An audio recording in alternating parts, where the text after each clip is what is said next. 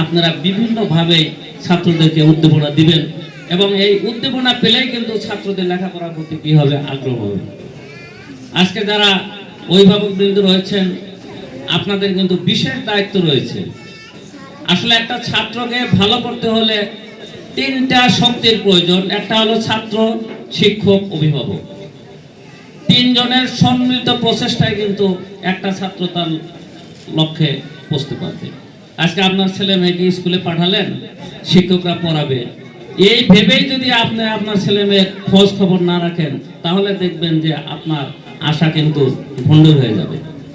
তা আজকে যারা আমরা এখানে অভিভাবক বিন্দু রয়েছে, আমি বিশেষভাবে অভিভাবকদের অনুরোধ করব, আপনাদের ছেলে মেয়ে বাড়িতে কি করছে না করছে সেই খবর কিন্তু আপনাদেরকে যথাযথভাবে নিতে হবে। আর শিক্ষকবৃন্দ যারা আছেন, তারা তো চেষ্টা চালিয়েই যাচ্ছেন।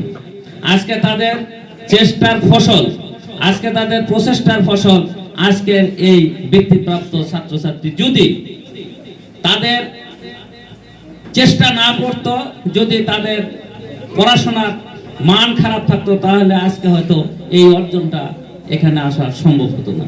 তা আজকে আমরা বিশ্বাস করি এখানে যারা শিক্ষকবৃন্দ রয়েছেন তাদের যথেষ্ট প্রচেষ্টা আছে এবং আমি তাদেরকে অনুরোধ করব আপনারা আরো একটু ভালো করেন। এটা বেসরকারি প্রতিষ্ঠান, হয়তো অনেক শিক্ষক এখানে হতাশ হয়ে যাবেন, হতাশার কিছু নাই। আপনারা এখানে পাঠদান করতে আসছেন, আপনারা শিক্ষক, এটাই আপনাদের সবচেয়ে বড় পরিচয়। আপনাদের শিক্ষকতার সঙ্গে অর্থের যদি আপনার তুলনা করতে যান, তাহলে কিন্তু আপনার মানসিকতা যখন নষ্ট হয়ে যাবে, আপনার কাজের সঙ্গে অর্থের যখন তুলনা করতে যাবেন, আপনার মানসিকতা যখন নষ্ট হয়ে যাবে, তখন কিন্তু আপনি ভালো শিক্ষা দিতে পারবেন না।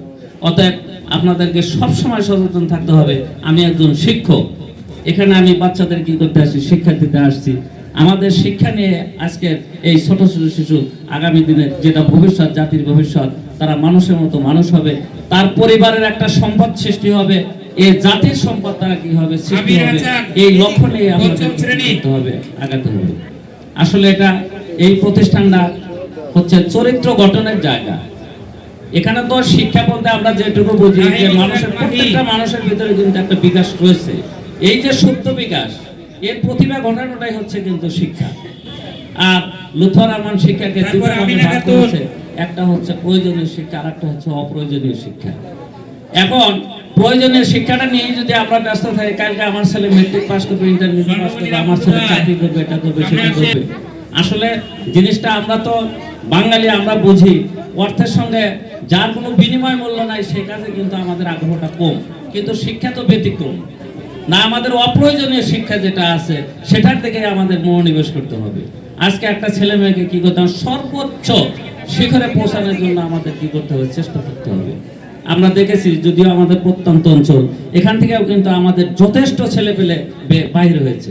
আজকে আমাদের সম্মুখে আমাদের উদাহরণ ডক্টর হুমায়ুন, যার পিতা আজকে